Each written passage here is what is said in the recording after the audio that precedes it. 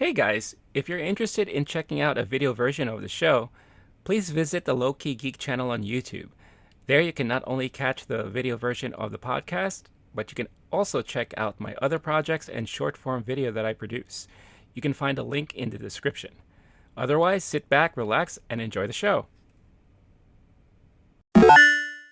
Hey, what's going on, everybody? In this week's episode of Movie Time, Blake and I watched the latest Day Shift, the movie, Netflix original movie that came out recently.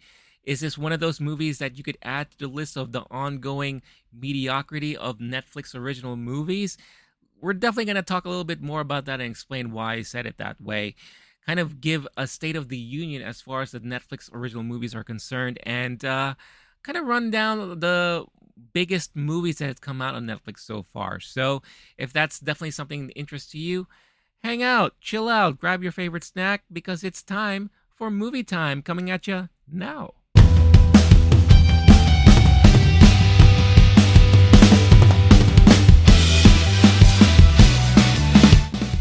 What's up, y'all?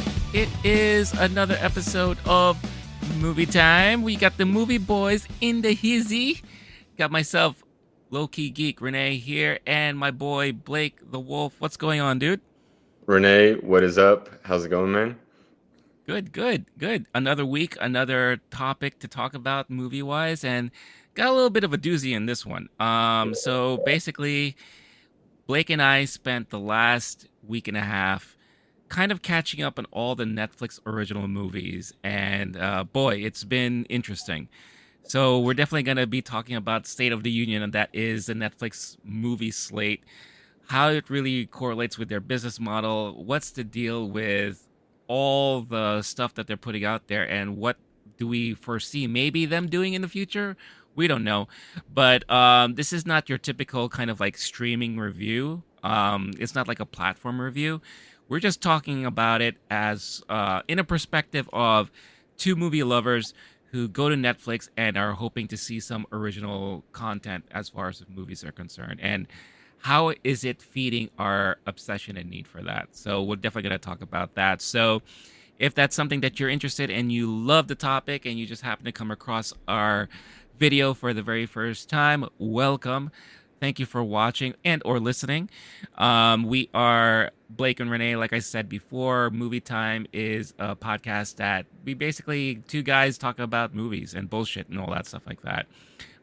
You could find it here on the Low-Key Geek channel. So if you haven't done so already, subscribe, like, notification bell to get notified for things. If you're an audio listener, you could find it also in your podcast platform of choice. Just look for the Low-Key Geek channel there. And you can find this episode and so much others there. Download, play them, leave a good rating, follow the feed, all that good stuff. But the most important thing, and our last video, you guys went swinging, and Yes, we love it. yes, yes, Comment, comment, yes. comment, comment, and we loved every comment. I believe we did our best to keep up and responded to as many of the comments as we could. But thank you, thank you, thank you. That was fun. I actually learned a lot in the comment section, which is rare. So if Yes, we are able to build a comment section where there's like it's informational and there's like actual absolutely. discussion happening, that was beautiful. I love that. That is my favorite way for people to support. And then this week, as you said, doozy is definitely the right word. We definitely put our time in. We watched, what is it, about 11 Netflix movies, which we'll get to a little bit later.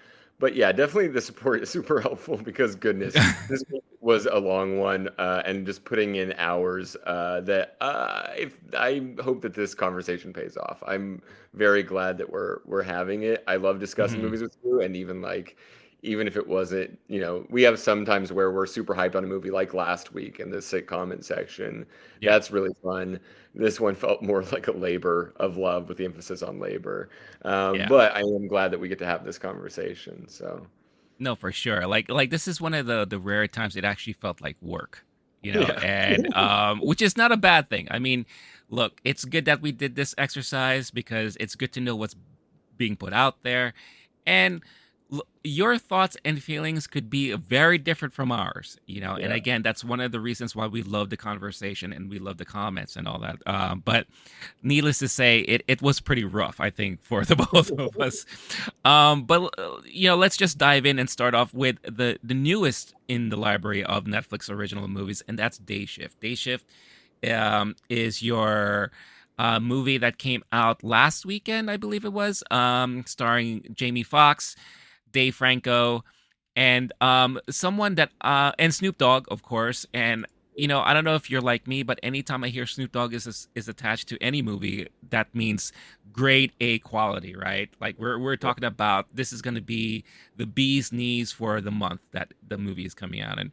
But personally, for me, it was nice to see Natasha Liu Bordizzo because she is cast in the new Ahsoka live action Disney Plus show for Star Wars, Mm. and I am not 100% familiar with her line of work. I've seen her a little bit here and there. So it was nice to see just a little bit, get a glimpse of what she can do before that series actually comes out next year. So it was good to see that. But the plot is very basic. It's you got vampires roaming around the streets of California, and you got guys who are kind of hunting them down for profit and fame. If you're expecting From Dusk Till Dawn meets Blade, maybe you Mm. got a little bit of that. I'll just put it to you this way. For me personally, I thought the movie peaked after the first 10 minutes. Like within the first 10 minutes, Yeah. the opening scene, Jamie Foxx fights this, in this house with this like old vampire lady, and all that stuff like that. And you could tell they put a lot of emphasis and effort in this one action sequence. You had all the different camera angles, you had all the acrobatics, all the special effects, and all that. And then it just went downhill from there for me. Most of the movie for me was extremely boring. They tried really hard to be funny in like throughout most of the movie. I didn't find myself laughing that much at Mhm. all in a Mm. lot of the dialogue. A lot of the scenes you're with two guys in a car, and that's it. They're just having dialogue and conversation. Dave Franco plays this like really wimpy kind of like uh guy who wants to achieve more, but he doesn't have the confidence. And then now, as the movie progresses, he builds this confidence and all that because that's what happens when you turn into a vampire. Oops, spoiler alert. I'm sorry. Not that I Well, really care. no, Look, you can't spoil something if it doesn't end up being that good to begin with. That's just called like explaining exactly. something. Yeah. Yeah, and I'll just say this right now, like all the things that we're going to be talking about today, we are going to be probably hinting at spoilers or just mention some things in spoilers. It's just easier for us to talk about it this way, and it just like so that we could just give our full thoughts and feelings about it all. Um, but Renee, the movie, I'm yeah. sorry. I- If if you have sour milk, is it possible to spoil it? I don't think so. But shh. This one No, actually wasn't that bad. There's a few on the ones we saw, but no, uh, like yeah, definitely. I mean, this oh, is definitely not. Yeah, it's not the worst on the list of movies no, that we have here, but it definitely wasn't as good as it could have been. I oh felt yeah, like this movie had potential, like it really yeah, did. I did like that it kind of was a throwback to like the '90s action style of movies, right? Like I felt like it did kind of like harken back to those days. But for me, it was just a lot of the dialogue fell flat. The action sequences, like I said, I felt like they did all of their best work in the beginning of the movie, and then they kind of ran out of ideas or whatever the case is.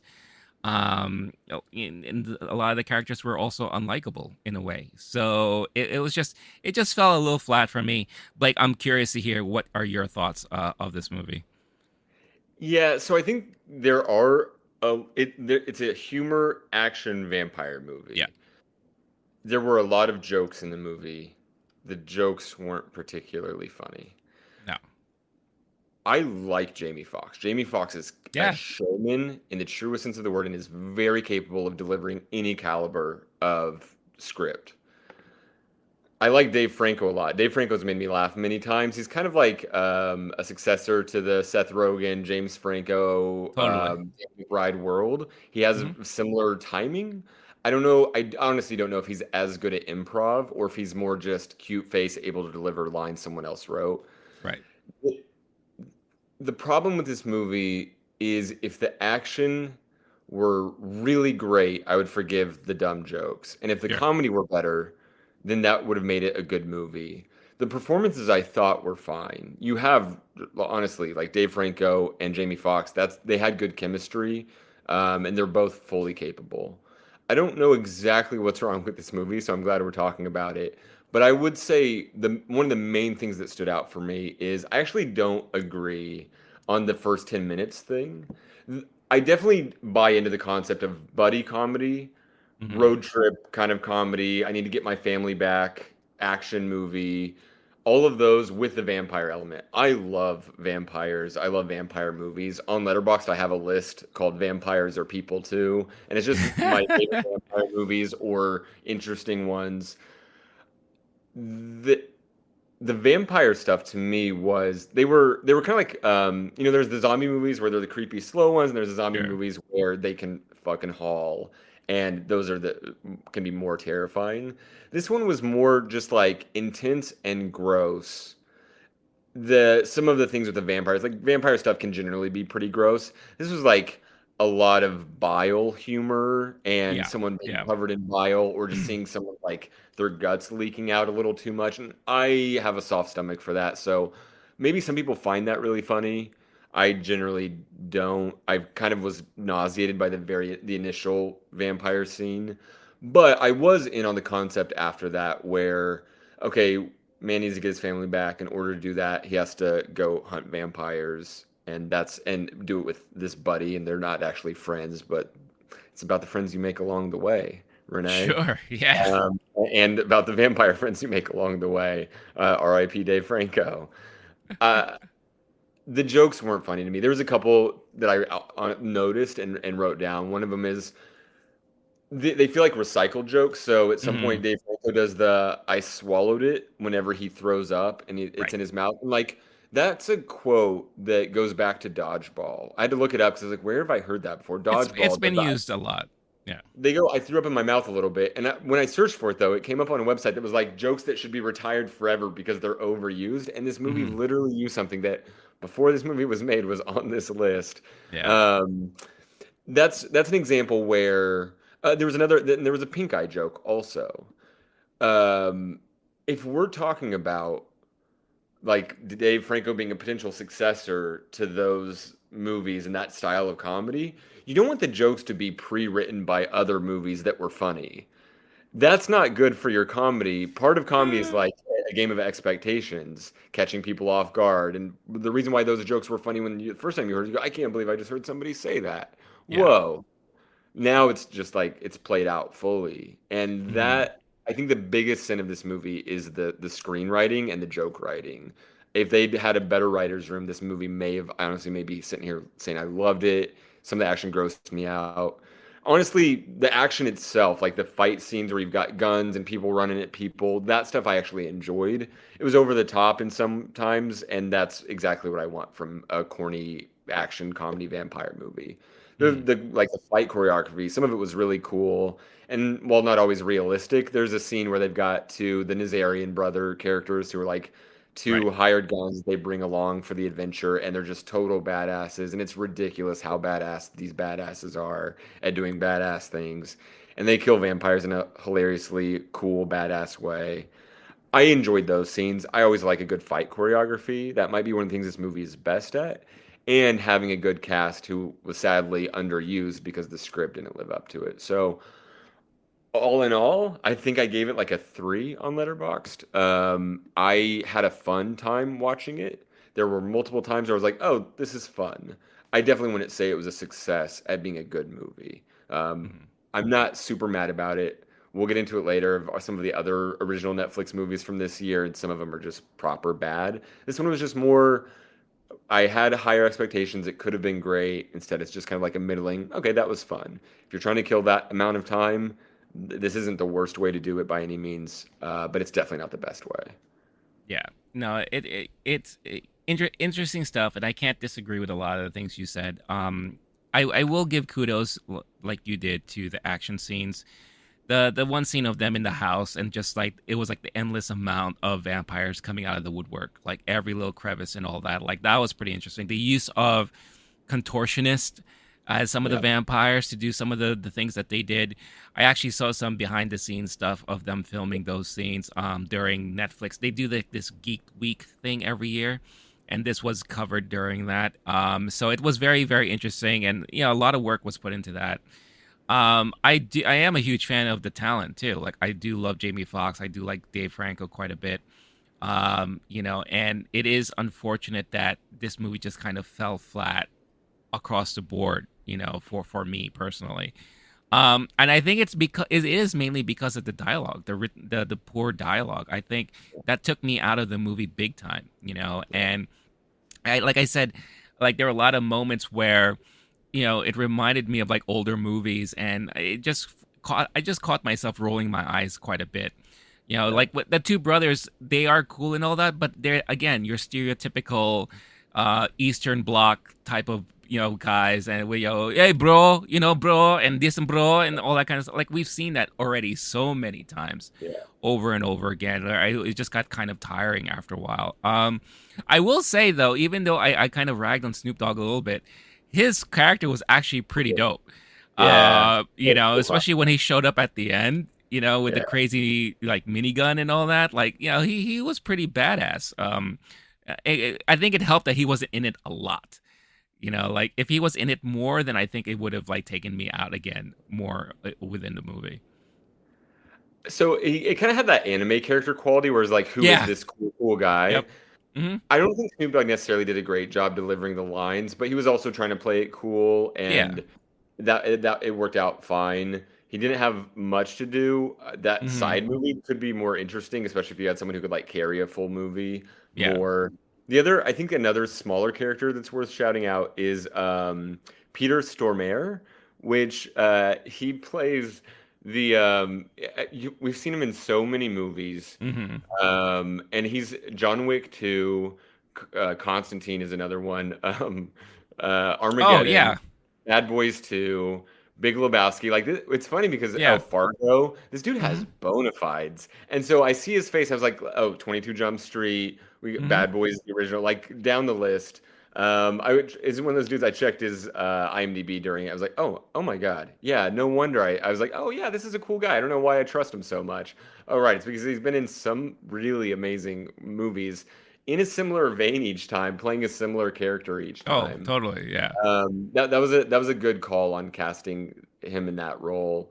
There was a few things. I think the casting, whoever did their casting for this movie, probably should just be doing Netflix's casting more. We'll get Hmm. into it a little later, but it feels like in a lot of their movies, there's like a missing piece. Casting wasn't it for this one. I think Yeah. the main thing, even the plot concept, the beats of the plot, I thought were well done. Um, Jamie Foxx is in trouble at work, has to get back in the good graces of his job, has to go back in the good graces of his family, and a lot of these things are very formulaic. I can't tell my wife what I do. I have a really crazy job, and then she's going to get kidnapped by the bad guys, and I have to explain, "Oh, babe, I'm a vampire hunter." We've seen that kind of plot device many Yeah. times. The two friends on the road trip who aren't friends, they despise each other, but then they become friends along the way. Right. Um, there was another Netflix movie from last year, Red Notice, with Dwayne the Rock Johnson and Ryan Reynolds, and that was a very similar. Like you spend the whole time with these dudes going along on adventures with each other, and they hate each other, but then like their banter becomes Yeah. rapport, becomes buddiness, whatever. They did a good job of like those plot beats. It was mainly just the poor, like there weren't jokes. There was just like a repetition of jokes that already existed at Right. best, and sometimes it was even more eye rolly than that. Uh, the casting, though, very solid on this one. I think that whoever did that, they should trust more in the future for movies like this. Yeah. I do have one casting issue, and that is the casting of Jamie Foxx's wife. Don't say it. Um, No. no, Okay. I'm just gonna I like have to the say it. I have to bro. say it because look, I understand that there is sometimes that inherent need that a female has that they want to do some plastic surgery, right? And all that stuff like that. Whatever the reason is, I support your decisions and all that. But this is one example where I think someone should have just steered clear a little bit from the plastic surgery, especially when it I'm comes to bailing enhancements on of this. certain body I'm parts. absolutely balancing. I'm no. Yeah, Uh, no, look, we can either. Yep. I do when you can not. no longer wear a bra because your nipples are sitting way high above your breasts, like there's an Oh, issue there. fail. Don't like this at all. Um, I think Megan Good did a great job of acting, and I also think that women should be able to do whatever they want with their I'm not bodies. saying that they shouldn't. Megan Good, congratulations on being a good actor who makes good money on in movies. I hope that you get better movies than Day Shift in the future. I The actually, she nipples was were up literally, here. she was literally on my good list from this movie. I was gonna be like, oh, that was a nice one, and then another person that I googled was like, oh yeah, you've been in some other good movies I liked. The nipples were up Uh, here. thank you so much. Again, Yeah, I do not yeah, co-sign anything that was just said by yeah, my co-host. yeah. Well, whatever. Um, I just have to keep it real. But it was just really, really distracting. But regardless of that, again, interested to hear your thoughts about the movie. If you've seen it yet, or maybe you have not. What are your thoughts of wanting to watch it? If you have seen it, let us know your thoughts about the movie as a whole in the comments. Let us know about anything that we have said, and if you agree or disagree. For me on Letterboxd, I gave it 2 stars. It was just something that I was, yeah, I don't know if I was expecting more. I wasn't sure what I was expecting, to be honest with you. But it was just one of those things where by the end of the movie, I'm just like, all right, it's a movie. Hey everybody, are you a fan of collectibles, action figures, Funko Pops, and all that stuff like that? Do me a favor and visit entertainmentearth.com and you won't be sorry. Entertainment Earth is the premier place online for the latest and greatest toys, the most exciting action figures, and the coolest gifts and collectibles pop culture has to offer. From television, movies, sports, celebrities, comics, internet memes, and every fandom in between, they drop new products daily and curate their selection so that you don't miss out. Whether you're looking for something stellar from a galaxy far, far away with Star Wars, or from the streets of Gotham City with DC Comics, they've got surprises for everyone. Get access to exclusive releases and limited run pre orders. You can even reserve hard to find items before they arrive. From Funko to Hasbro, all your favorite vendors are represented in their robust catalog of cool collectibles. Take advantage of their unparalleled industry expertise and make your collection as worthy as Marvel's Thor. They are pleased to offer risk-free shopping with their industry-leading mint condition guarantee and hassle-free 90-day returns. Find that grail you're seeking for yourself or someone you love. And because I know how special they are and how they're going to be great for a lot of you out there, I worked a special deal with them that if you check out the link featured in the description of this episode, you will get 10% off plus free shipping over orders of $40 or more. I mean, that is fantastic, don't you think? Now, the 10% discount is only good for in-stock merchandise, so it doesn't work for any pre-orders, but if you take a look at their site, there's going to be a lot of stuff they have in stock that you'll probably want to get. So again, visit that special link in the description of this episode to take advantage of this awesome 10% offer plus free shipping and buy yourself or a loved one something really cool. Entertainment Earth, so many toys, so much fun. But that leads into our next, uh, you know, our next part of this conversation, and that's basically the state of the Netflix original movies. Because, we've been hearing a lot of news lately about Netflix being in trouble. They're in a lot of debt, they're losing subscribers. The sustainable business model that they have, like, what are they trying to accomplish, right? When you hear about Netflix, you always hear about their series. They have a lot of great original series. They were able to pick up and rejuvenate series that were let go from other networks. They're really great with documentaries, especially when it comes to like the true crime stuff. Like every week, there's a new there's a few new true crime documentaries on Netflix, and they always somehow end up like on the top 10 of the week and everything like that. So they know their audience. Plus, for international audiences, they're great for K dramas. They have vastly improved a lot of their Indian TV and movie selections. They have a great selection of Japanese films, Chinese films, Spanish films. Like they are really global, and they went fully global and everything like that. However, when it comes to the movie side of things, that's where I feel like they are a little bit lacking. And Blake and I kind of question what is their plan? What is their model?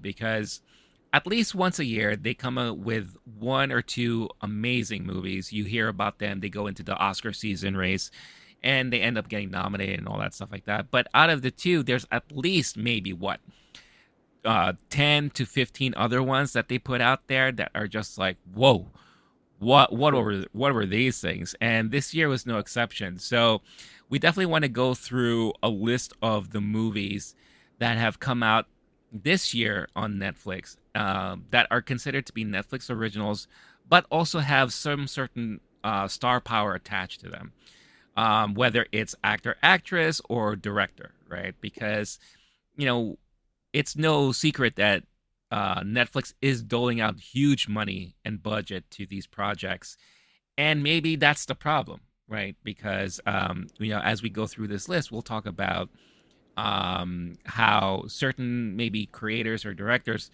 should be limited because it allows them to be fully more creative with what they have and what they're given. But before we go down the list, Blake, what has been your thoughts and feelings about Netflix original movies in past years? Have you been happy with the selection? Have you been questioning also like what is Netflix up to? Like what are your thoughts overall? Yeah, so I am very grateful that Netflix has given strong creative minds a lot of money to make cool products. Like you're mentioning, they have their more art house wing, and I think 2018 was their first Oscar nominee with Roma. Since then, they've given money to Scorsese, and by even just like bringing him into the fold was a statement about streamers versus theaters in that conversation. Marriage Story, huge favorite from a favorite director, Noah Baumbach, who's going to have another movie with Netflix this year. Mank was fun. Trial of Chicago 7, Don't Look Up, Power of the Dog. These are all movies that are nominated for Best Picture Oscar that they're giving to, in each case, um, some of the great cinema minds and directors of our time, and some actors, great platforms, people who otherwise have a harder time getting their movies financed. Of the 10 that we're talking about today, that we'll get to a little later, Richard Linklater is kind of the only one that really fits that paradigm of the art house Mm, auteur, give this dude some money to make their passion project. I love that they do that. I remember the first Netflix series that got me in was House of Cards, and after that, there's been some Netflix original content that I have completely binged, or I can't wait until it's 2 a.m. in California or whatever time they release their movies, so then I can get to watch the new blank movie. mm, Um, there's a lot of filler that Netflix puts out, and I don't quite understand as far as the business model goes how this works, because I know you have some numbers on the box yeah, office stuff. The amount they spend on filler is absolutely unreal. I yeah, do understand you want people to be hooked on your streaming service. You want to have original content rather than paying someone else the money and the royalties over however many years, whatever, however those deals work. You'd rather yeah, have your own. And if you bought out, let's say the Turner Classic Movies library, how much does that cost you versus how much would it cost you to get just as many eyeballs, but creating the thing yourself? right, It doesn't make sense to me that the math would add up, that they would say, okay, we're going to get this many eyeballs in return. Because how many people are watching Day Shift 2 years from now, 3 years from now? The word of mouth on these movies sometimes never materializes, and if it does materialize, it's usually fades out within a certain amount of time. yeah, Often on their, I don't know to what degree their top 10 lists are actual by the numbers top 10, how they do that algorithm. I feel like there are often original Netflix things on there, but there's other times where they just buy a movie from back in the day that now is just popular again for any number of reasons. Hmm. Um, Part of that reason why we don't understand is because they have certain amounts of corporate secrecy around Yeah. their viewing numbers, which makes sense from a business standpoint. When there are so many stories about Netflix losing so much money, subscribers decline, but because of Stranger Things, subscriber numbers weren't as bad as we thought that they might be. So that's good. Stock is up, even though we're still losing folks more than we're gaining, or at a not a fast enough rate, whatever. When you're spending $100 million on a movie, and maybe they get that back every time. Maybe there's something I don't understand about how the numbers will work 5 years from now or 10 years from now. But if you stop making original content at some point and you just have a backlog of old movies that were C and B list movies at the time they were made, is that worth that much money 5 and 10 years from now? I honestly, maybe it is.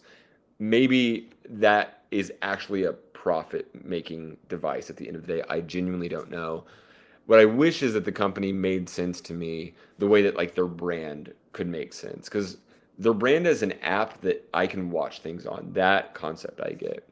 I understand a company like A24 where I can say they have a strong brand, they make a product, I can trust that product to be good, and they're often the ones actually making the movie happen.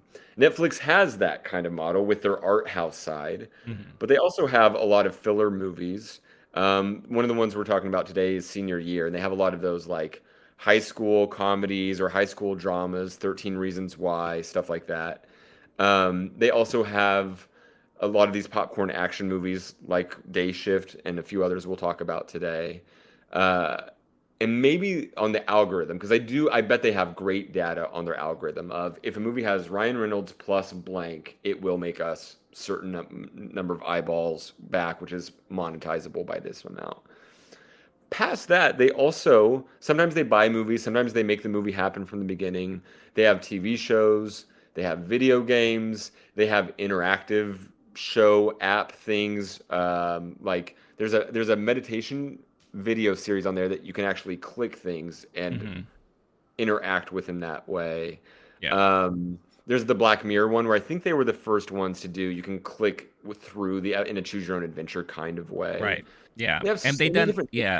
they done several like that. And they even have a trivia show where they ask you trivia questions and you get to answer and you get points and all this stuff like that. Like for me, those are fun. But at the Yeah, same time, they don't advertise those enough, I think.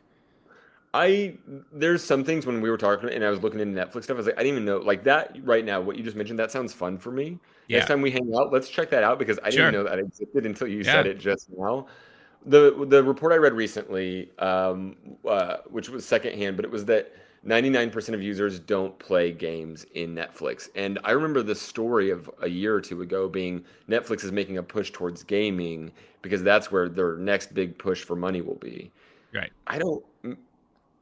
I want Netflix to succeed. Netflix was my first mail movie service. I'm at Hmm. such an age. I was in college and I was getting movies in the mail from Netflix. And then they said, "Oh, if you're a subscriber, you get streaming." And the movies they had were like really bad. It wasn't B list, it wasn't C list. It was like you're Googling things being like, "How did this get made in 1982?" Bargain, bargain, bargain bin.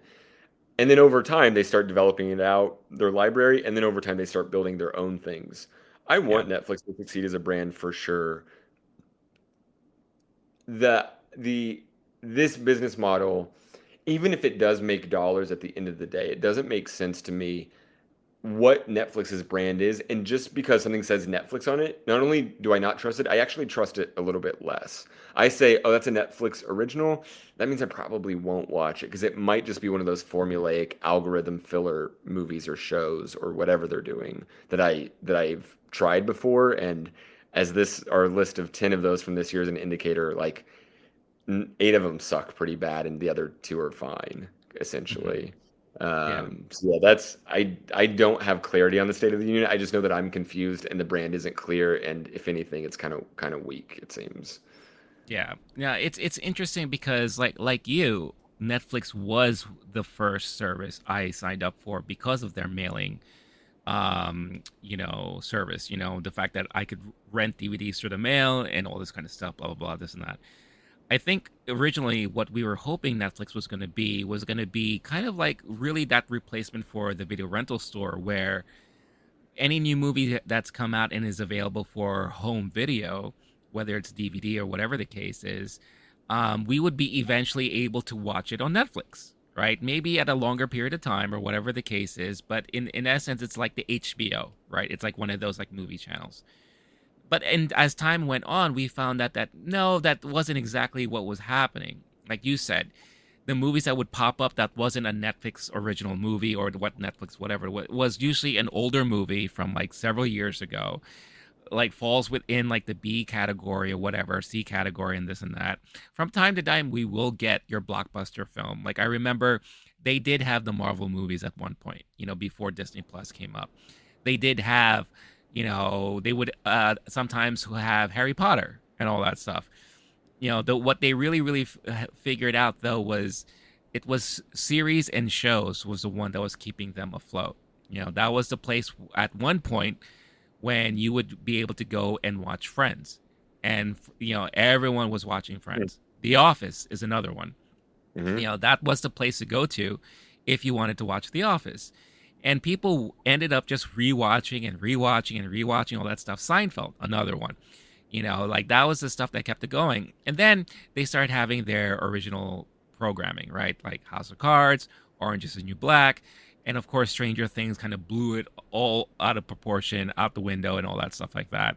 And then they have other stuff that comes up, like right recently The Sandman came out. I watched it. I really enjoyed it.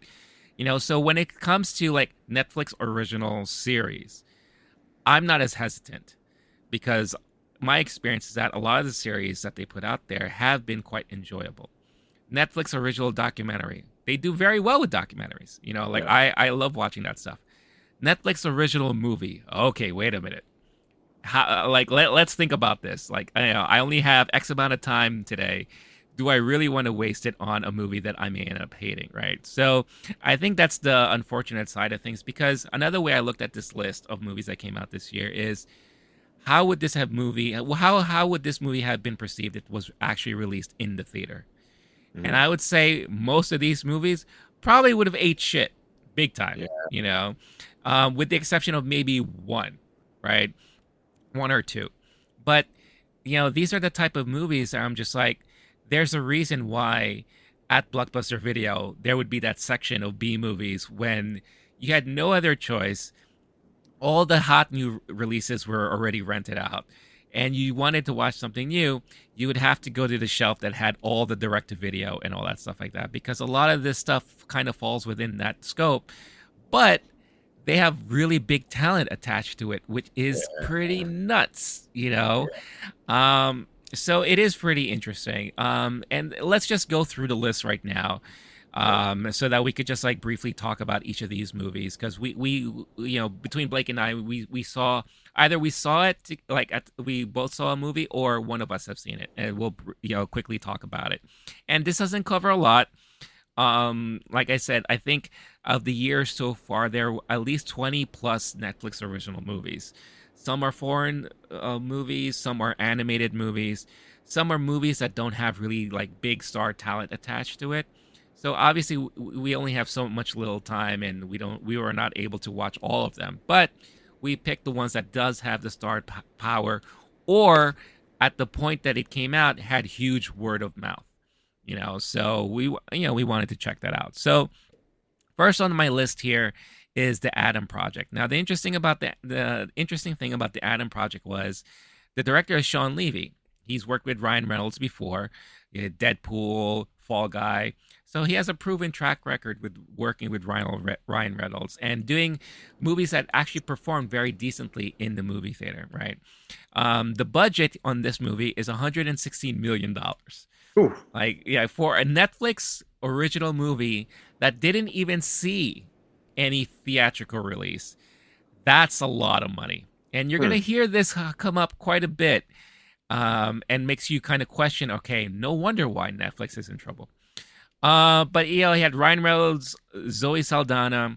The young boy in it was fantastic. I thought, if you ever needed a carbon copy of a younger version of a Ryan Reynolds, that dude did a brilliant job. And for me, that's what the most enjoyable part of the movie was kind of like seeing them go back and forth between each other. The action was pretty cool. The story, the plot, all that kind of stuff was like, it was decent enough. At the end of the day, after watching the movie, I was like, all right, that was quite entertaining, but I don't think I would have been like, wow, if I saw this in the movie theater, I think I would have been pretty disappointed. Um, Blake, what are your thoughts on it? So I didn't like this movie at all, so I'll keep my thoughts brief. Sure. Um, this I thought this was going to be an action movie for me or for adults or people who are like cognizant, aware viewers who would watch a movie and enjoy it, and it must have not been. And my only guess on who it was for was like preteen boys and their dads. Like I remember being young and there'd be a father son kind of movie, and I'd watch it with my dad and we'd get choked up and we'd appreciate each other more. That kind of thing. They learn to appreciate their past.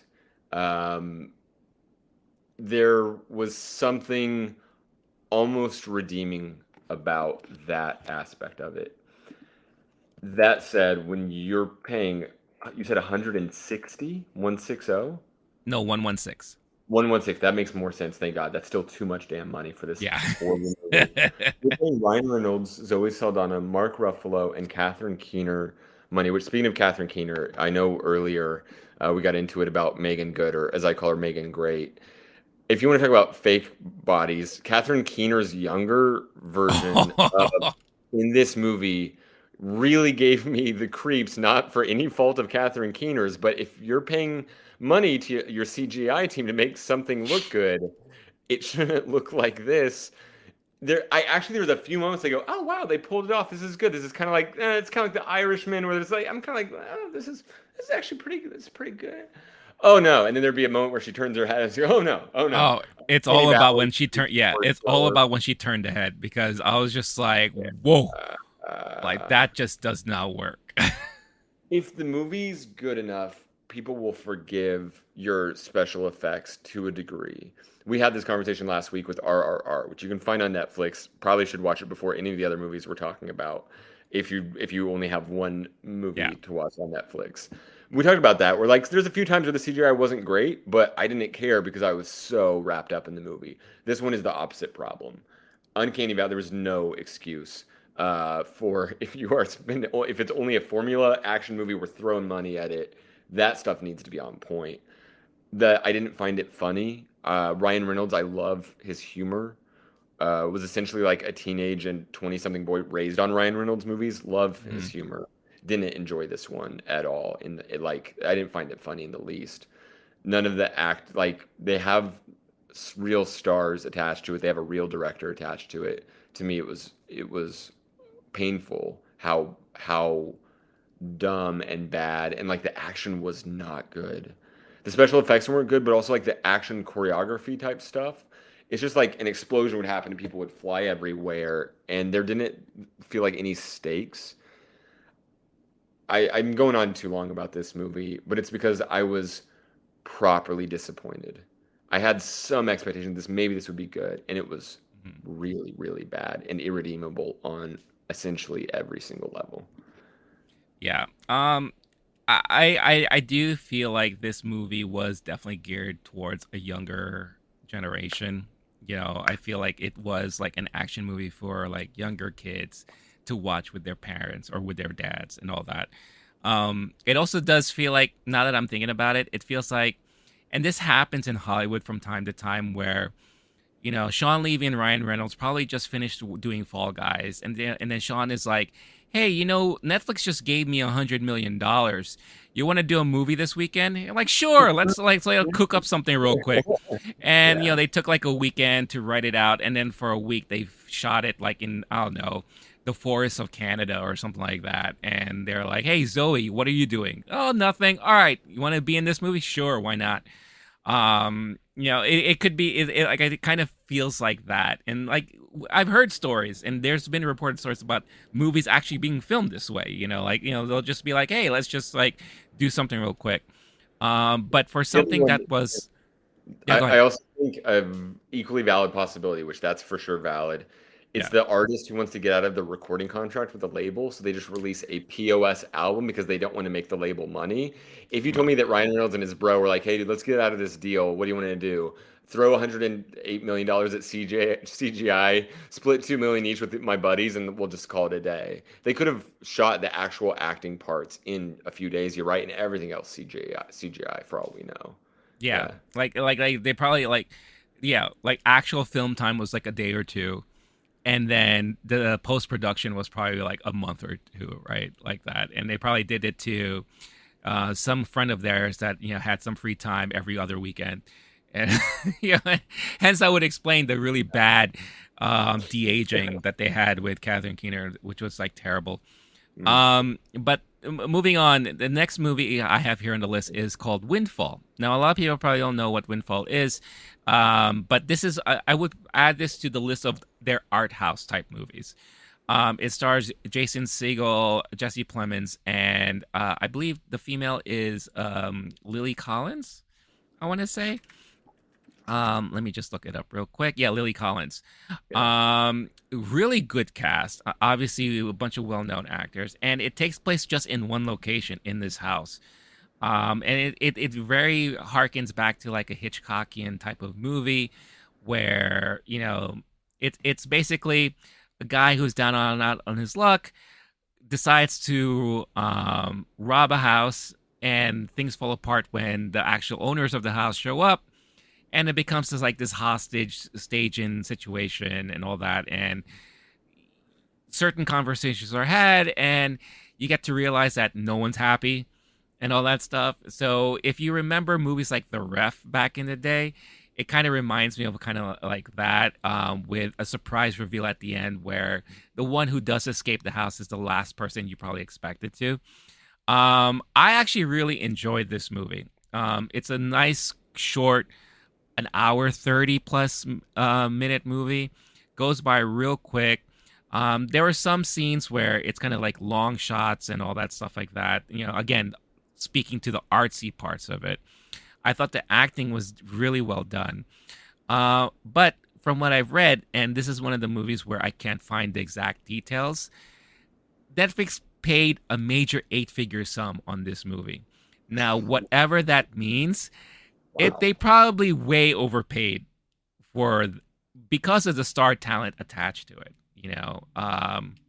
But it is one of those movies that didn't really like to say a lot. Like it didn't really like make a lot of waves. Again, when I mentioned it to you before we started recording, you're like, "What movie is this?" Um, they didn't If really you market it. and it doesn't even get in front of my eyeballs, and I'm a fat fan of Jason Segel and Jesse Plemons, Yeah, that's properly wild. Like you and I literally surf upcoming releases, and this one just a name that I yeah, never had heard before, no recognition. It sounds almost like a COVID movie. The fact that it's in one location, I could almost see that kind yeah, of thing. Like, oh, we're gonna do the campus concept. yeah, For the movie. I just looked it up. I was gonna see it based on the cast alone. I yeah, just looked it up. Rotten Tomatoes, 59%, Metacritic, 52%, Letterboxd 2.8 out of 5 stars. You can't pay that much money and have high quality actors and then just be that nothing. And not that it's, I don't even know if you're saying that it's so bad. It's just that it was kind of like meh of a yeah. movie. Like again, I enjoyed it because of the formula of the type of movie it is. Like again, it's not something groundbreaking. We've seen movies like this before. I just like, I thought the actors did a really great job. Now, are the characters likable? No. Like all three characters, you want to just like punch in the face, to be quite honest with you. But somehow I love movies like that where everyone is just like miserable in their Yeah. own way. So I feel like for you and I, this is like a movie that is like within our wheelhouse. Sure. But for Yeah. a general Netflix audience, definitely not. And I could understand why that's probably it didn't do so well. So that was that really. Yeah. Yeah. I'm curious how many people. sitting at home watching Netflix want to watch people being miserable. Like, oh, I'm snowed in today. I'm gonna have a Netflix day. Right. I'm gonna watch three people go through something who are all I don't like any of them. Yeah. That's kind of like, especially if you just want to escape on Netflix and you're at home, you're like, I don't want to hang out with anyone. I don't want to have conversation. I just want to tune out. I can't Yeah. imagine that that's what the average person is looking for. No, Next definitely thing we not. know, Netflix will have a TV show that's just people scrolling through Netflix trying to find what to watch Right. because the whole idea is escaping whatever the hell it is that Yeah. I can't imagine the general audience liking that. And I would also think too that, speaking about algorithm, right? Now, if I am a Netflix viewer, watcher, and I love Jason Segel. So obviously I've watched I Love You Man, Forgetting Sarah Marshall, like all of his great comedies, right? Like How I Met Your Mother, right? All that Yeah, stuff.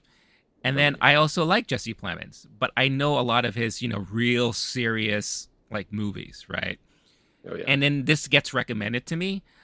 This is not the movie I would be expecting, yeah, from either actor, yeah. and that could totally throw me off. And I'm just like, wait a minute, this movie sucks, or like, I was not expecting this type of performance from either actor or whatever the case is. So it would be interesting to hear like the fans of like these actors, if they've watched this movie, what were Yeah. their overall thoughts? Because Jesse Plemons played a character I've never seen him play before. Maybe closer to his character on Breaking Bad, but not even, right? So it's just really, really, really weird. It's a weird movie, but I enjoyed it. Yeah, I think the algorithm's worth mentioning here. If exactly what you're saying, people like this, so then they'll watch that. This comes up, then they'll watch it.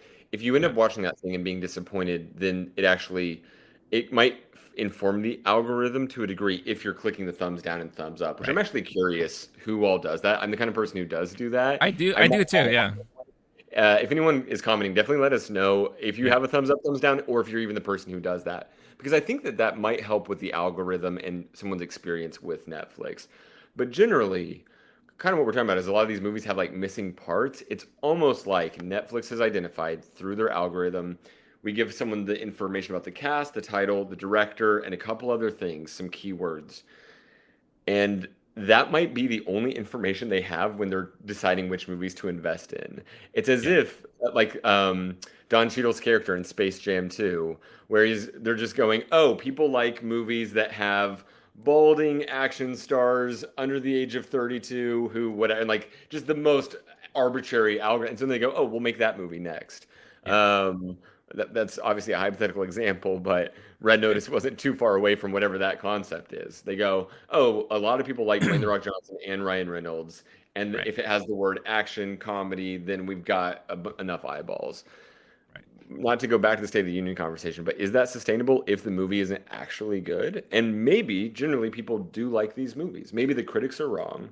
And like humans are sitting there at home, they're not even bothering to log in into anything to rank it. They just go, they don't even have a Rotten Tomatoes account. They just go, I love that. I'm going to keep giving Netflix my money. Maybe that's happening. I don't know. Yeah, Um, I can't believe we spent that much time talking about Windfall, which I I know, haven't even I seen. know. Yeah, but yeah, no, that's a great question, because that's why I said in the beginning, like your thoughts on these movies may be very, very different than ours, and but we want to hear if that's the case. We want to know.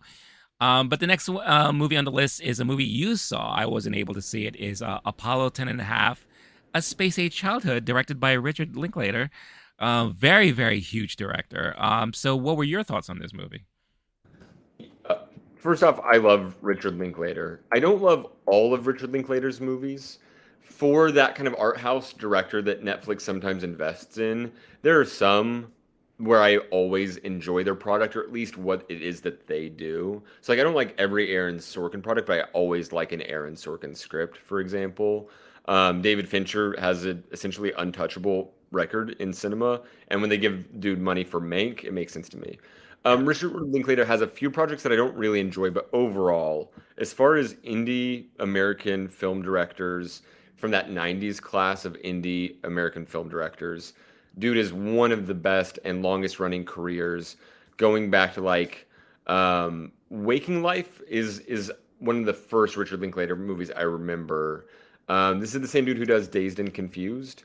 And then, but on Waking Life and Scanner Darkly, it's a similar. um, animation style happening here, where they're actually filming things and then they're kind of painting over it. Um, that works pretty well with this movie. It's anytime he's had a movie that's a little more dreamy, it seems like he uses that style. That he essentially, if not inventing it, pioneered that style of animation. We saw it last year with Flea, nominated for international feature. That kind of style of animation. This one was also dreamy. It was one of his movies that was harder to follow, and it's definitely going to be in like a middle to lower tier of the Richard Linklater movies that I've seen. Um, the general concept is it's about being in Houston around the time when Houston was doing all NASA stuff. And they're having the first flights to the moon, what it was like being a boy during that time. And so, in some ways, it's about Richard Linklater's childhood, or it's at least inspired by that. And then also, there's a side story happening where the boy goes to the moon, and it wasn't clear enough to me to what degree was that a dream, or they were trying to say that that was actually happening in the movie, and if so, what was it actually saying? At some point, the boy falls asleep during the moon landing, closer to the end of the film, and for all I knew, it was like okay, part of that thing happening, which would be like normal movie about coming of age story, young boy Houston during the time of the moon landing and what life was like then, and then it would just be he's getting recruited by NASA on a secret mission. I did enjoy both of those different concepts. I didn't understand how they work together. I've heard other reviewers say something similar, so in that way, it wasn't successful of combining those two concepts. Overall, it was well made. The craftsmanship was top level, and there were a lot of things about it that I really liked. Especially early on in the movie, the conversation about what it was like being alive at that time in American history in Houston. And even though it was a couple decades before I was born, it reminded me a lot of being a boy in Oklahoma in the pre-internet world. And it was kind of cool, like hearing them getting excited about like chasing turtles or what they would do for fun, like trying to set off rockets in their backyard, going to the theme park. It did a really lovely job of painting that story. And there might be kids these days who have no idea what that concept is like of a Sure. pre-Netflix childhood where you don't just have a tablet in front of you all the time. That was it was poetic and it was really well done, narrated by Jack Black. Um, the there's a lot of really, really great Richard Linklater movies. And I'm thinking of all the Before movies, the Before Sunrise, Before Sunset, Dazed and Confused, Waking Life's one of my favorites. We can put School of Rock on that list. Boyhood was nominated for a lot of awards, loved it. And then he has a bunch of other movies that are a little more middling or less inspired, maybe you could say. Or maybe I just didn't get around to seeing them, but weren't as well received generally. This one's probably deserves to be more in that latter list. It doesn't necessarily make sense to me that the movie wasn't edited better because then it could be a proper awards conversation movie. Even just some tweaks to the editing might have been all it needed. From my understanding, and it's something you mentioned earlier, Netflix gives blank checks to creators and says, "We want you to go make a project, go fulfill your vision." What they might need to do is rein that in a little bit more. And it's possible someone like, a David Fincher says, I'll only do this if I get to do whatever I want and you don't even get to review it. And maybe Mm, they should take that deal, David Fincher. There are other directors where they actually do really great work when they're given limited resources and they have to get more yeah. creative with their locations, their script, their camera work, etc. This might be one of those examples, or maybe it just needed another another look over from a different editing team, or I don't know what all. But that's happened a few times with those some creators that I really love, where I their Netflix products are usually among my least favorite, or they're in that middle to lower tier. Like Scorsese and Irishman, that movie doesn't have to be 3+ hours long. Some of his best movies are ones where he actually wasn't, he was on the ropes in his career and he had to be more resourceful. The studio said, we'll only give you this much money because your last one flopped. And he makes his best work yet. And he's bounced back so many times in his career. The Netflix one, where it's just Marty, here's a blank check. You can make whatever you want. And it's a 3-hour gangster old man movie. Like, it was good. It was really good. It was definitely middle to lower tier Scorsese, in my opinion. This is similar ranking for Linklater. That said, at some point we're going to rank these movies, and this is going to be near the top because a lot of the other stuff is much, much. If you want a 2022 Netflix movie in this style, the auteur, I think based on our what I saw about Windfall, this might be like the best one they have so far. Mhm. Um, they have some other ones coming out this year that I'm excited about in that art house vein. Yeah. So I don't think it'll end up there. But if you just want a new Netflix original movie art house style, it was good. It was enjoyable. And if you're a fan of Richard Linklater, definitely watch it. If you're a fan of Jack Black as in Kung Fu Panda, don't watch this movie by any means. I think it's a little too dreamy, literary, and weird, but I did enjoy having it on. It was a pleasant movie. Cool. Yeah, definitely. Yeah, definitely not your Kung Fu Panda animated fare in this one for sure. But it is still in my queue. It is a movie I am still looking to check out for sure. Because I am a fan of the director as well. And I've always loved that animation style. And I think it's like very innovative and still works. So looking forward to that. We're gonna stick with you for the next one because you saw this and I didn't, and that's Senior Year. Rebel Wilson's kind of coming out movie where it's her first movie with her new bod. So, what say you about this one? Okay, I'll keep this one shorter. Senior year, I did laugh multiple times. It is another of those more middling Netflix movies, but I wouldn't be surprised if their formula said Rebel Wilson, people click that, they know and trust her to make them laugh, and so we'll give Rebel Wilson her own vehicle. It was it was a good movie for that kind of like high school, or it's actually a going back to high school movie. So it has things in common with Clueless. It has things in common also with like Billy Madison, the going back to high school kind of movie. It has some things in common with Mean Girls in ways where she used to be the popular girl, falls into a 20-year coma, goes back to school, and doesn't understand what this new world is like and how to navigate it and how to be prom queen, which is her dream. It's a very woke high school, and it felt like it was kind of written by an adult or their understanding of what teenage phone social media culture is all about, and young wokeness, and that the most popular kids are the ones who are all about body positivity and inclusion and diversity, etc. Like, I actually don't know. I'm sure there are some high schools that are actually not too far from this, but it has the question that like Euphoria and a bunch of other teen stuff has now, bodies, bodies, bodies, where it's like, did an adult write this so that adults would think it's about what teens are like now, or is it actually what teens are like now? I unfortunately can't speak to that in my years, but overall, fun movie, funny enough. It's a pretty flawless fish out of water concept, Mm, and there were times where she is being hilariously offensive for 2022 because she's still using language from right. whatever, I think 2002 was when she has her accident as the head cheerleader. Um, that fish out of water comedy is a take on 2022 wokeness, cancel culture, like the way that the world has changed, without it being old man Clint Eastwood griping about like these kids and like their politics. It's not a get off my lawn way to handle that, and I Mm, thought that was actually a good way to show perspective on life now and the way that the world has changed over 20 years. But the person, nobody's really like a victim of those jokes. It's just a fish out of water concept there. Um, some miniature spoilers. So if you're really excited about this movie and haven't seen it yet, which I have a hard time believing that that person exists, skip ahead like 45 seconds.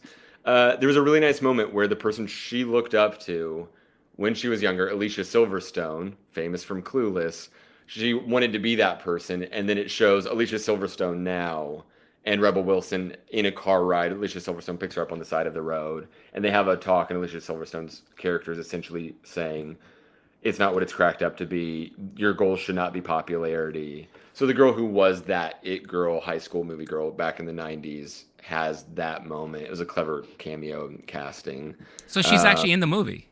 actually in the movie. Yeah. Wow, that's pretty That it was a cool. clever little touch, and especially if you didn't see it coming. I looked up the cast before, unfortunately. Uh, Um, but they don't show you that character. You just know that she exists. She was the popular girl that she'd always looked up to, and then you meet her, and it's current day. I That's this might be cool. 45 seconds or so, so I won't say it again. Um, Overall, if you want like a dumb high school kind of comedy and you can't watch Booksmart because you don't have that streaming service, then watch this one. It's fine. It'll be fun. Actually, probably Mean Girls. I don't know about Billy Madison. I don't know if it holds up. I haven't seen that one in a long time. Super bad. If all of those movies have been taken off because they were on whatever it was, who had the issues recently, I think HBO Max. If it's all gone, then maybe this should be like your fifth or sixth choice for Right. adult actors playing high school people. Well, Clueless, it's interesting because Netflix has been promoting Mean Girls a lot on their service, so I feel like that's a great companion movie very to much that. so. I wouldn't be surprised if it was literally just the algorithm. They're getting people to watch that to then go to this. I honestly, Right. I wouldn't expect anything less from Netflix, but it was fun. Not, I don't think we need to go into it. There's not a lot to unpack in this movie. It was good though. Hmm. It was fun. It was a fun little time. All right. Well, that's good to know. I mean, it's on my list of maybes, and that's like huge maybe. Because I don't know, a lot of the Netflix original comedies have not really been so good, like for me Yeah. personally. A lot of misses there, but one, in my opinion, is not a miss. Is this next movie called Interceptor? All right, hear me out on this one. All right, and I'll try not to spend too much time on it. This is a good hour and a half action movie that stars Elsa Pataki, famous for the Fast and the Furious movies, also famous for being the wife of Chris Hemsworth. They have a lovely daughter together who is also featured in the new Love and Thunder. But this is her vehicle. This is her, honey, I want to be an action star like you, and I want to have my own movie. So she's in this movie as like this kind of army person who has been ridiculed because she made an accusation of an actual sexual assault that was made by a general, and people believe she was lying about it, and then all these guys and macho meatheads within the army kind of put like this bounty hunt for anything that involves her, and they found out that she did like these calendar pinups. So she is constantly being ridiculed for all that stuff and is stuck on this base, one of the two bases that help prevent nuclear missiles from entering the U.S. atmosphere. Hijinks ensues. Someone steals 16 nukes from Russia, wants to fire them on the U.S. because America sucks these days, and blah blah blah. This and who's there to stop it? Only she can. And if I were to say that this is like your throwback early 90s action, Bruce Willis, Die Hard meets freaking Jean Claude Van Damme movie, that's all of this in a bag of chips. I actually kind of enjoyed it.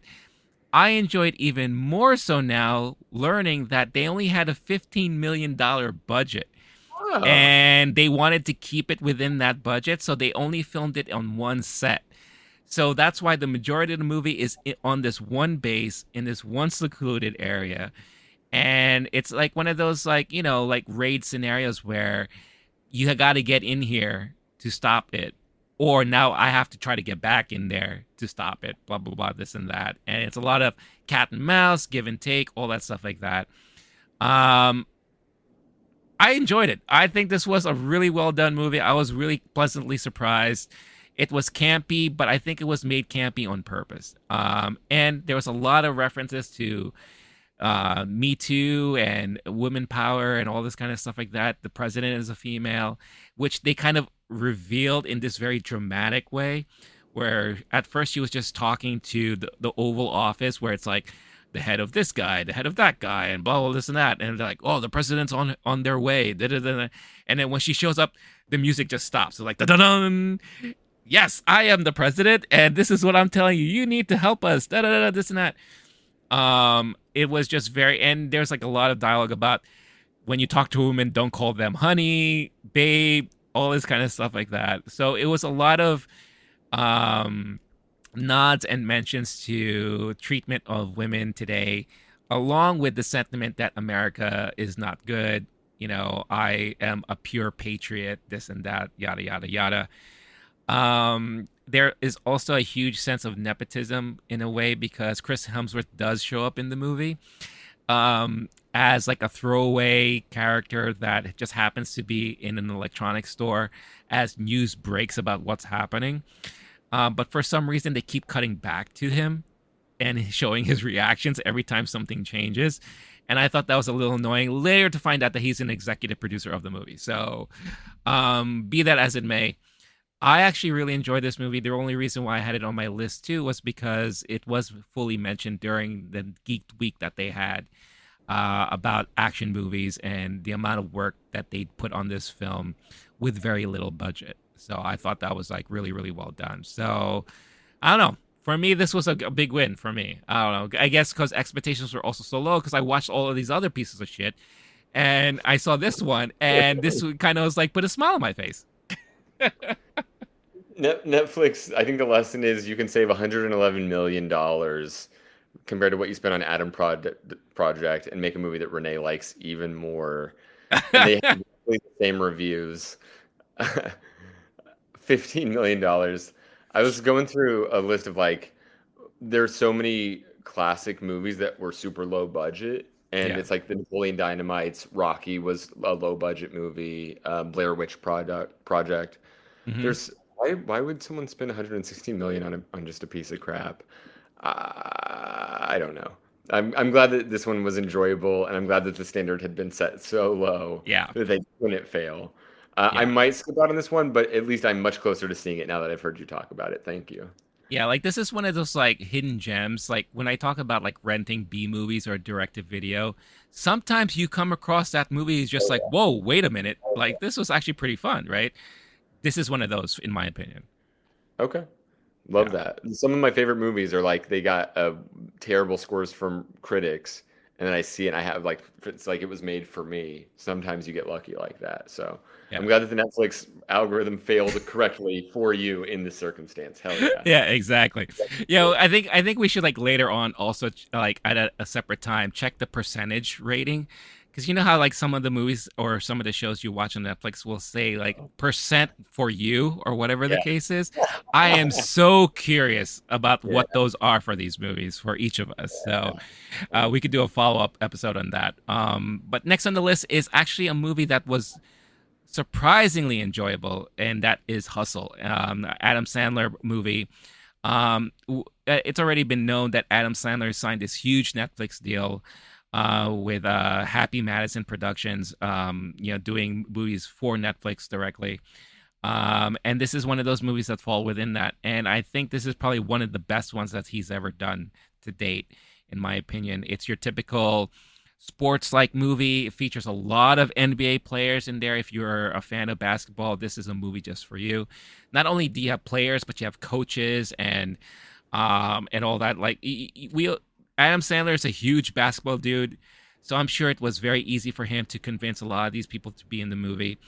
The guy they got to play the main character, the main prospect, is one of the brothers of the Herman Gomez family, which is like pretty big in the NBA right now and in Spain. I thought he did a pretty decent job, even though his acting is not the best.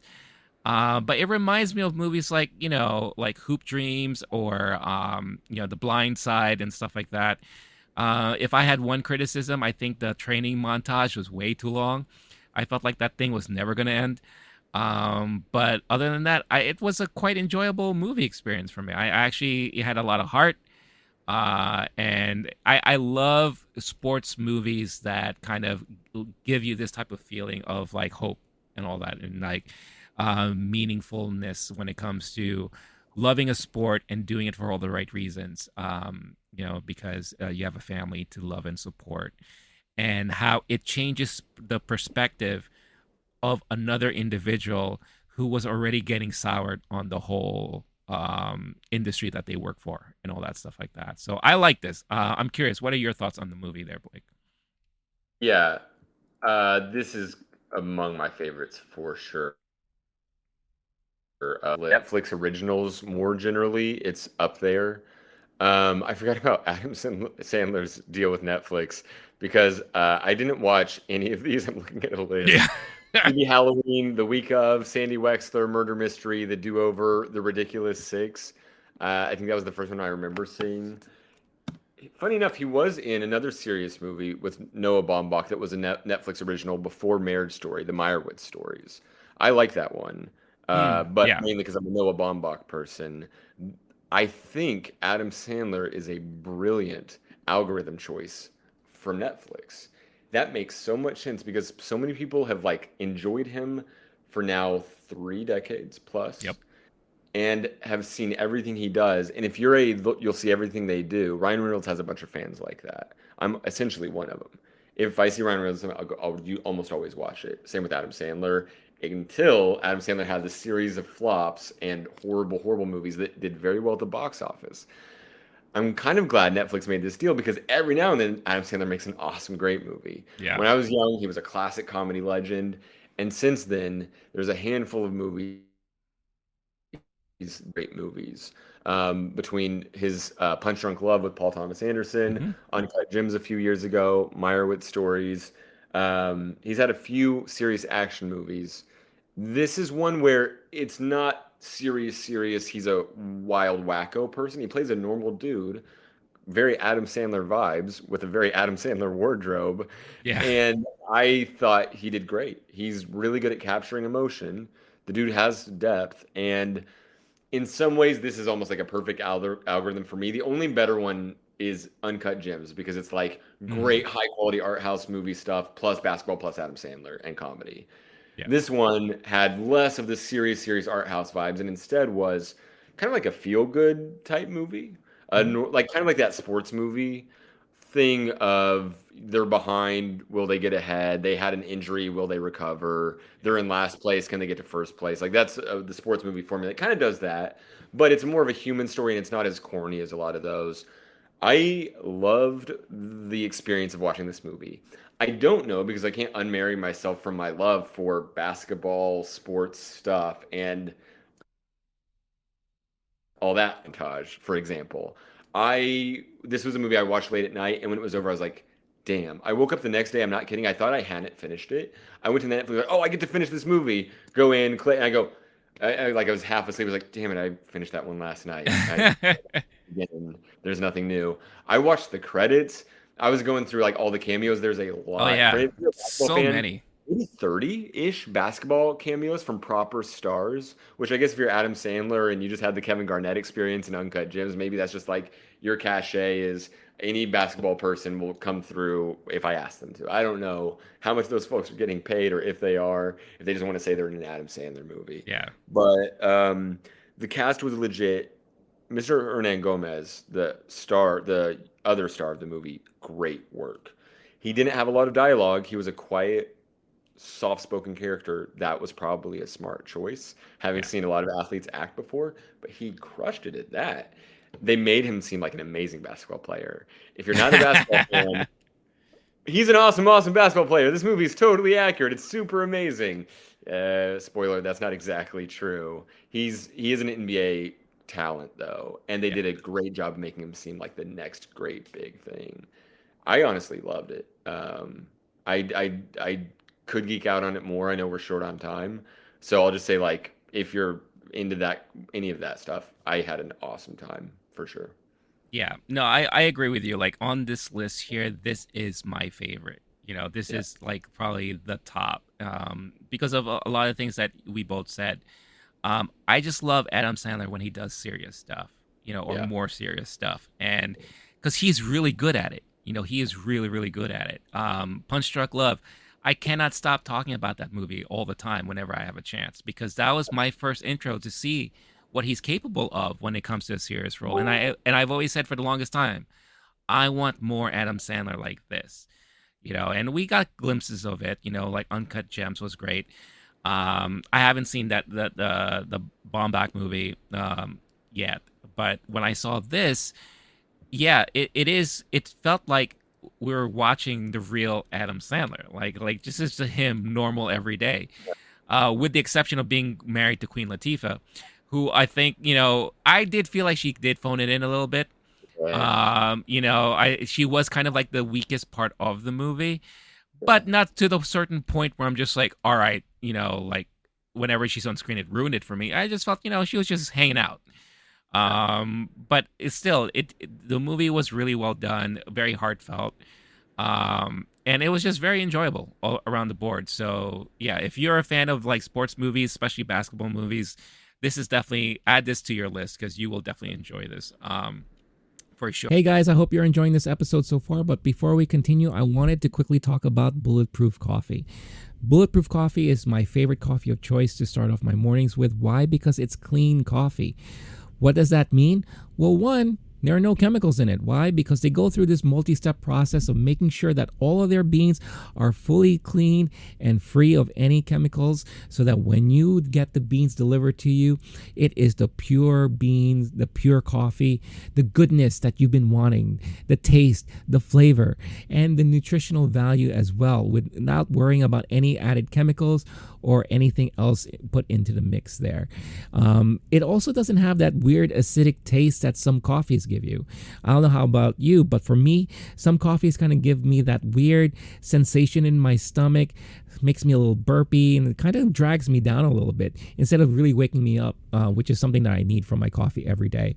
Bulletproof also offers a lot of keto-friendly snacks and supplements, anything that you need to kind of add to your everyday nutritional needs, add to your diet, and make you and pretty much transforms the way you feel every day. So for a limited time, if you use this code on that you see on the screen right now, LOWKEY GEEK, all caps one word, you can get 15% off your order. So what is it better than that, right? Check out the link in the description of this episode. Use this code, get yourself your discount, and make your mornings a little bit more bulletproof with Bulletproof Coffee. Now, back to the episode. Next here on the list is Spiderhead. Spiderhead is a movie that stars Miles Teller and Chris Hemsworth. It was based off of a New York Times article. That's why I was so interested to see that the New York Times was part of the opening credits, because that kind of like threw me off a little bit. But this is one of those movies where Netflix spent $100 million on this movie for this one. It basically just takes place in this one location. Very not, I wouldn't say futuristic, but not that far off future, maybe possibly, especially when it comes to the experimenting of certain drugs.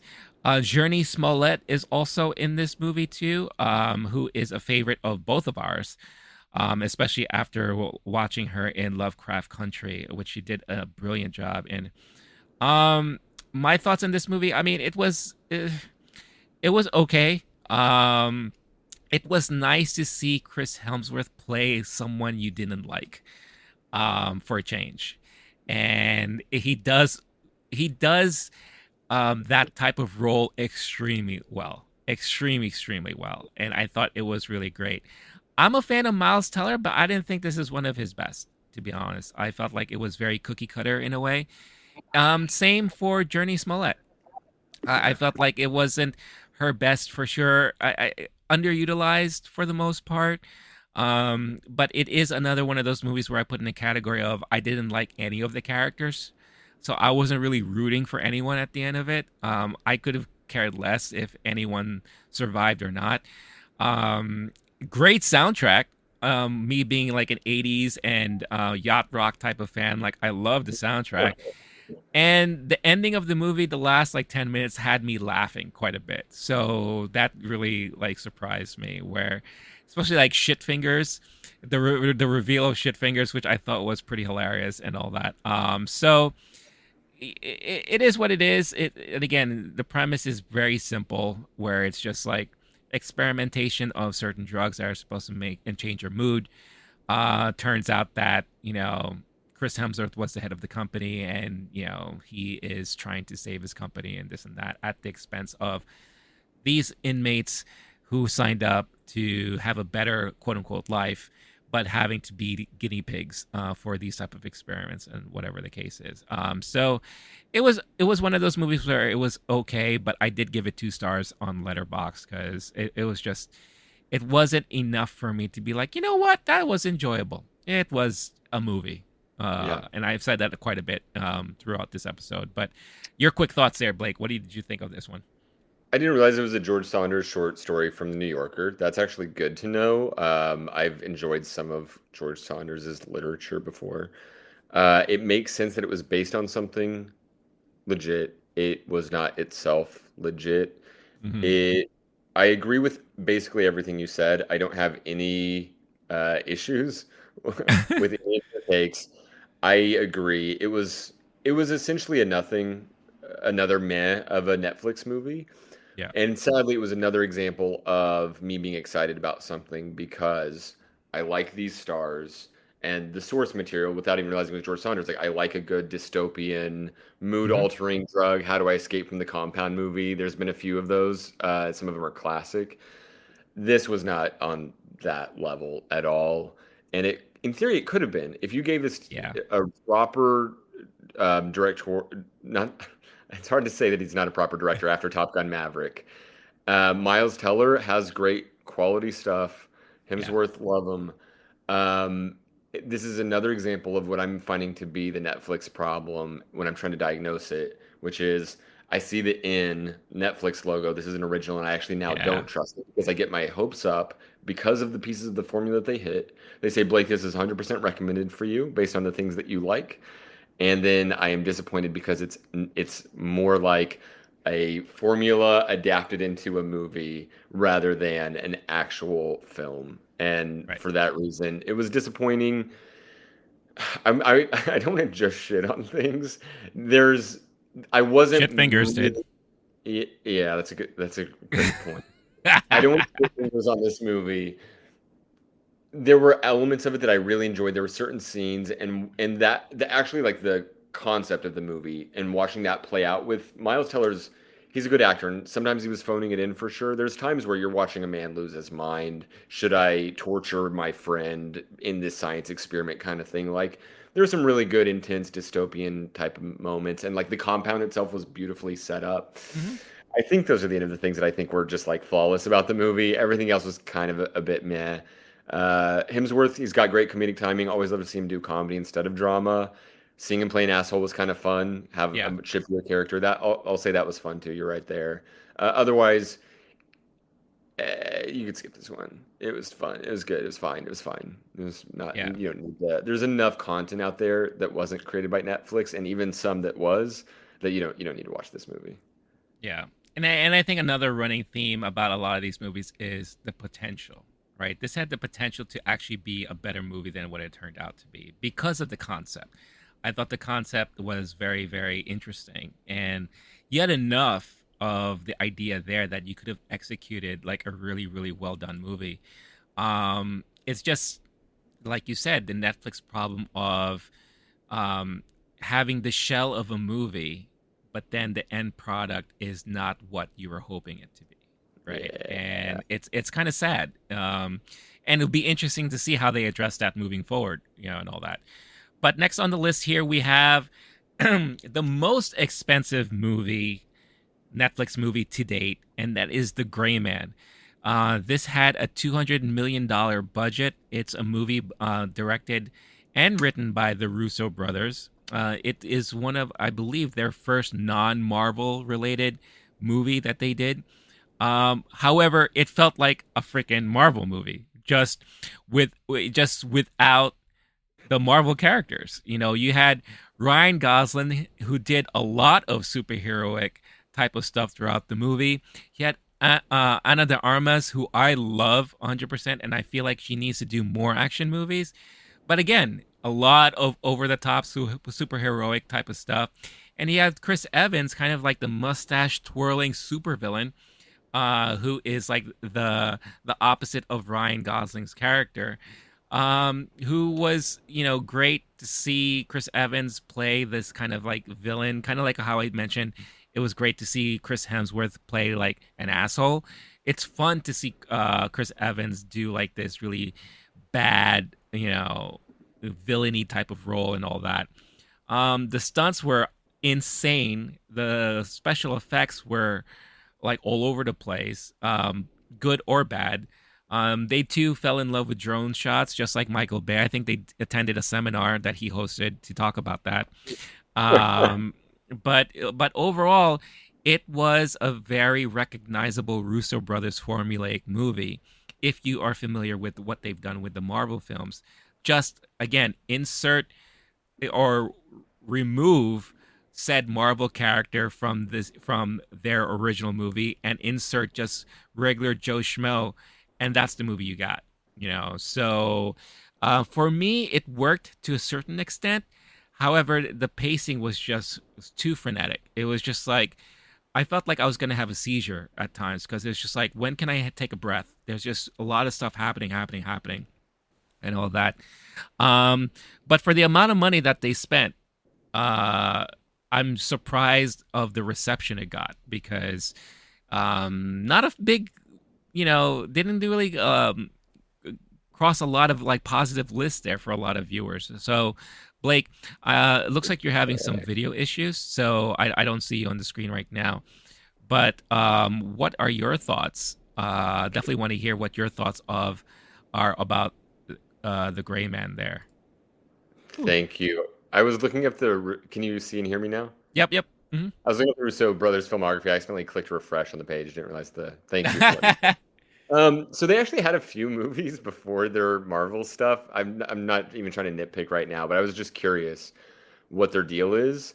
The last one that they did was '06 before Marvel stuff was You, Me, and Dupree. Then they do one, two, three, four Marvel movies in a row. Yeah. And then as far as directing, this is all for directing. Then they did Cherry with Tom Holland last year, and then now The Gray Man. Oh, Just a really Cherry. That's interesting right. Yeah. career where the first few were kind of nothing, and then You Mean Dupree. I remember that existing with Owen Yeah. Wilson in it. Uh, and then now Cherry was a bit of a flop, and then Gray Man's a bit of a flop. It's not that they're I didn't see people saying these are the worst movies ever level, but when you go from among the biggest box office movies and then you're making your own stuff, there it doesn't seem like they're passing the test, unfortunately. I was Yeah. excited about their careers. Gray Man, I think, is successful at some things. I don't think it's successful overall, and it's another one of these Netflix problems where there's just like some missing pieces, and it is a shell of a movie for sure. There's some concept and plot that is well developed. There's an amazing cast. In this case, we have successful directors, maybe not like great artsy auteurs, but like successful in their past. They know how to make a movie.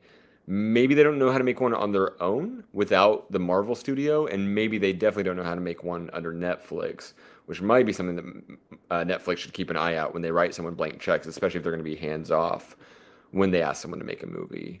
Overall, I don't. Sadly, I was really excited about this. I am number one in the Ryan Gosling fan club, having seen almost every movie he's ever made, other than the ones that I cannot watch. I was very disappointed in this movie because my expectations were like I wanted this to be a fun, great, awesome, cool, badass action movie. And it had elements of that movie that I wanted it to be. So it wasn't a full out disappointment, which almost made it worse. I kind of would have rather hated the movie. Instead, it was like a middle score of, I think I gave it 2.5, maybe 3 on Letterboxd. And it's it's the formula problem that we keep bringing up with these movies. If we're seeing a theme, Yeah. one of them is they give you the things that you want, like they give you the toppings of the pizza and just pepperonis. And you say, I like pepperoni pizza. You go, well, here's some pepperonis. You go, well, I was expecting a meal. There isn't anything substantial happening here. This is another example of those. There's some things about it that were properly bad, some acting choices, some script writing, Mhm. some moments of things that were kind of do-overs. The camera work was solid. The action set pieces were solid. It's not like every time Netflix makes a movie, this one element is bad. It's just like there's not enough to make it a cohesive, great, here is a movie that you can't Yeah. say isn't it like doesn't have missing pieces. So overall, someone described it as the movie they did folding laundry on a Sunday, and I said that is perfect. That is the exact mode that you should watch this movie. Is it's in the background, and you look up, you go, "Oh, that's entertaining," and you don't necessarily need. to have see the movie in a cohesive in a theater, watching the whole thing start to finish kind of way. You just kind of have it on, and when you hear a gunshot, look up, and go, "Oh, that was cool." That's about it. That's interesting. That's interesting because I do feel like if you're not watching the movie and action scenes are happening, you do miss a lot because there's just so much happening on the screen. Yeah. There's like a lot of stuff. But I think this is also one of those movies where maybe you and I are just not that Netflix audience that resonates with this movie. Yeah. And the reason why I say that is because I'm on Rotten Tomatoes right now. And, obviously the critics pan this movie left and right. So it's like 46%. But the audience score is 90%, and Based it's on like, who well, though? On Rotten Tomatoes? yes. Okay, I honestly don't trust those numbers, but I don't mean to interrupt. I'll let you No, finish. no, no, But it's fine. those You might know, be juiced. because like, okay, and then on Google, like Google users, 88%, so Okay. I just wonder again, is this one of those movies where maybe a more general audience it gels better with a more general audience. Like the one thing I did ask myself after watching this movie was if this movie released in the theaters, would it have been successful because of the type of formula that they were able to have and all that stuff like that. So I am very curious if it was though one of those movies that could have made a lot of money. Especially not so much now in the period that we're in, but let's say this came out in 2018. Would this have been a movie that probably would have made a decent weekend because of Russo Brothers, because of who's in it and all that? I don't know. But again, it's definitely not one of those movies where I'm just like, oh wow, this was like mind blowing and like amazing. But according to Netflix, it did well enough that they already signed on to do a sequel. And it looks like they may be making a whole universe around this franchise. So this could be Netflix's, I don't know, Russo universe or whatever the case is. That's why I do wonder, like, how well it really do with a more generic audience. Yeah, I think this is another one of those examples. We don't know if they're playing the lowest common denominator, then it might be successful in that way. It definitely has the component parts of what people would like in movies. There were enough set pieces for the action when Ryan Gosling's chained to the bench and being shot Yeah, at, and there's some humorous dialogue. There's enough moments in it that it was a fun time that made it that were enjoyable that if someone is doing laundry during the movie, right? And I think that's maybe Netflix is playing to their audience, knowing you're watching at home, you're going to have a second screen on, you're going to be yeah, texting somebody back during it. We don't necessarily need to have a perfect, cohesive film. That it actually might work better in that kind of setting, even though traditionally this would be a movie that's better built for theaters with the large action set pieces. right. Um, it sounds like I didn't realize that the audience scores were that high. That's interesting. That's another example though where Netflix might actually know what they're doing on the algorithm better than we could, and these are just our reviews. Yeah. Um, Although I that's still question the $200 million budget though, that's and a and lot. not have a theatrical release. I mean, that's pretty nuts. How do you get that back? And this one could have had, and could have, we know it could have made them, let's just say Yeah, 30, 40, 50 mil modern right. day. And then they put on Netflix, even in the first few weeks. I don't know. That's Yeah, interesting. What a yeah. business model. Oh, Okay. it's phenomenal. To have that money just to throw away, like it's just like it's the best. We talked about Day Shift already. I just wanted to mention that had a budget of $100 million. So Mm. again, another huge budget for that type of outing and all that. Last on the list is the movie that you saw there, Blake, Fistful of Vengeance. I believe it stars some of the Raid guys. So what was your thoughts on this one? Yeah, we're gonna do our top five list shortly, Yeah, and I'm excited for that because this one's hard to even talk about. It was absolutely terrible. I wish not only that I'd been doing laundry during this one, but that I'd been buried in a pile of it. It was literally hard to watch, as in just hard to even pay attention to the action sequences, which is tragic hmm, because when you have the star of the raid, Iko Uwe, and that's what this dude's known for is awesome badass fight choreography. The fight choreography in this movie was not good. The camera is cutting away in the middle of scenes that could otherwise have been cool.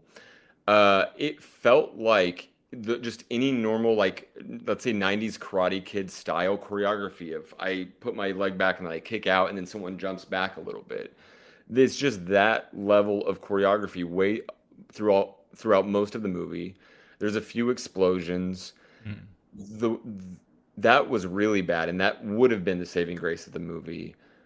Unfortunately, also to be a good movie in that action way, even if you have good choreography, you have to have some plot and dialogue and script and acting. In this movie, I hate that we're ending on the worst note, but this movie didn't have any of those things. It was kind of like it felt like student film level acting. The dialogue Oof. was actually bad. And you know me, I skew towards enjoying a movie and trying to find the things I appreciated about it. This is one where by the end of it, I was genuinely mad that it existed, especially because I had my hopes up. I said, well, no matter what, Jackie Chan has a lot of great movies and he has a lot of bad movies, but you say no matter what, at the end of the day, he's going to have good fight choreography. There's going to be something redeeming about it. The fact that this one didn't have that and everything else was missing worse than I could have even guessed going into it. It was a huge letdown to the point where the final action scene. I There's no reason to get into the plot. This is apparently a follow up to the TV show Wu Assassin.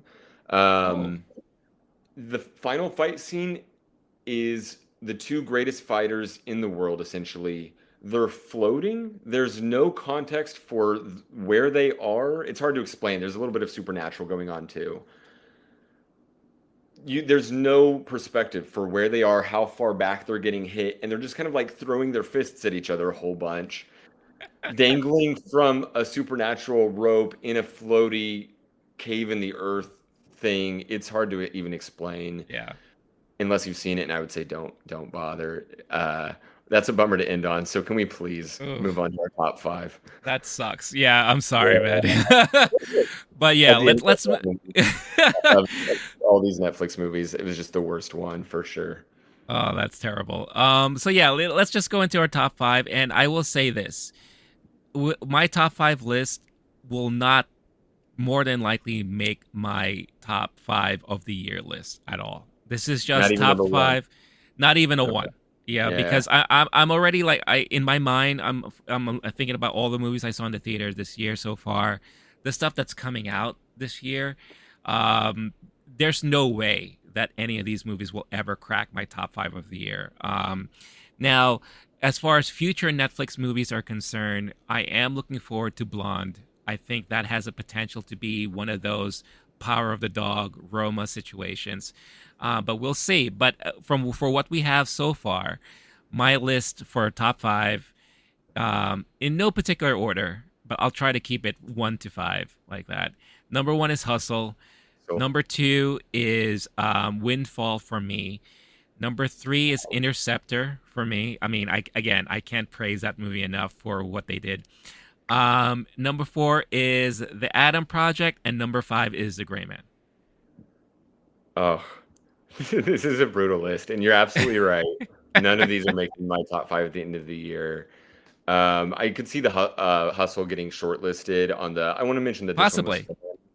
Yeah. I'll do the same thing you did. Start with the positive about Yeah. Netflix and their 2022 slate. I'm excited about Noah Baumbach's White Noise, based on the Don DeLillo novel.